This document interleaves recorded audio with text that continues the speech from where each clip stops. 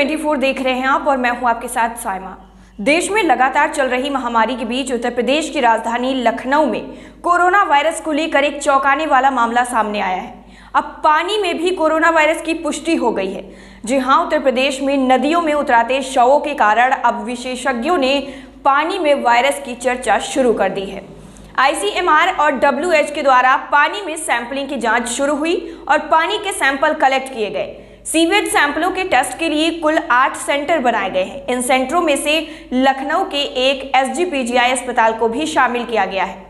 PGI microbiology की विभागाध्यक्ष उज्ज्वला घोषाल बताती हैं कि प्रथम चरण में लखनऊ के 3 अलग अलग जगहों के सीवेज से सैंपल प्राप्त किए गए, जिसमें से एक जगह के सीवेज पानी के सैंपल में कोरोना वायरस की पुष्टि हो चुकी है। माइक्रोबायोलॉजी डिपार्टमेंट की HOD के अनुसार उनकी टीमों द्वारा लखनऊ के अलग अलग जगहों से सीवेज के पानी को जांच के लिए लाया गया था, जिसमें खदरा मछली मोहल्ला और चौक स्थित घंटा घर के सीवेज का पानी शामिल था। इन तीनों जगहों में से एक सैंपल जो खदरा के रूखपुर से आया था, उसमें लैब में जब उसकी टेस्टिंग की गई तो उसमें कोरोना वायरस मिल चुका है। जी हां, वहीं इसके बाद SGPGI ने एक प्रेस नोट जारी करके कहा है कि कोरोना वायरस मुख्य रूप से छींक से फैलता है। ये कुछ रोगियों के मल के सैंपल से भी सामने आया है, जो मुख्य रूप से वायरस का एक टुकड़ा है।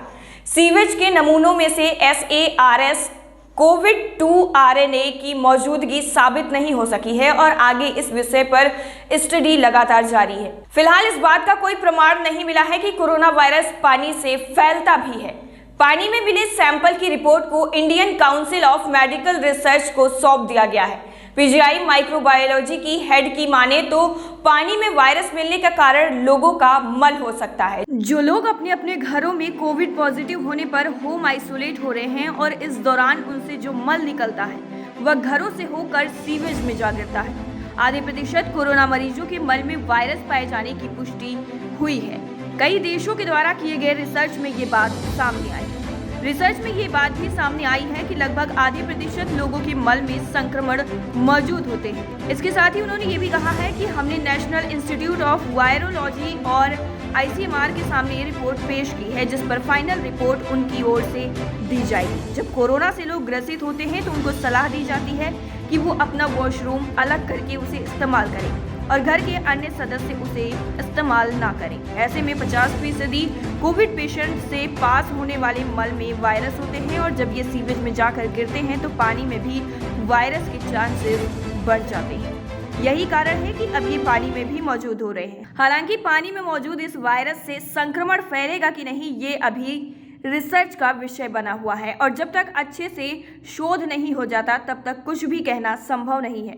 फिलहाल अभी इस पर स्टडी चल रही है और आने वाले समय में स्टडी के बाद ही पता चलेगा कि पानी में मिलने वाले इस वायरस से संक्रमण फैलेगा या नहीं। ऐसी ही तमाम बड़ी खबरों को देखने के लिए हमारे चैनल को लाइक करें, शेयर करें, सब्सक्राइब करें और बेल आइकन दबाना न भूलें।